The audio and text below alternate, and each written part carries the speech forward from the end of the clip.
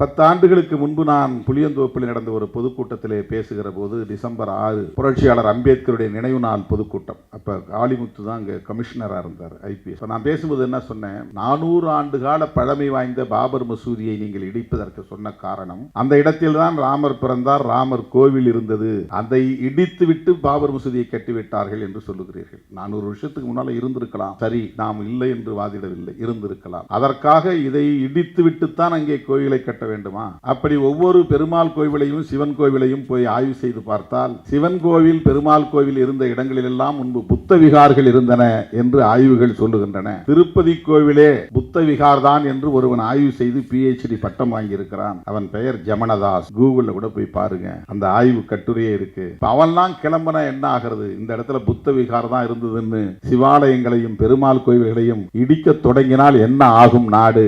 ஏன் நீங்கள் பக்கத்திலே மசூதிக்கு பக்கத்திலே ஒரு ராமர் கோயில் கட்டிக்கொண்டால் என்ன என்று பொருள்பட நான் பேசினேன். இது அப்படியே திரித்த தொலைக்காட்சி தான் இந்த தொலைக்காட்சி. சிவாலயங்களை இடிப்போம், திருமாவளவன் ஆவேசம் அப்படின்னு டைட்டில் போட்டான். நான் சொன்ன இன்டர்பிரேஷனே வேற.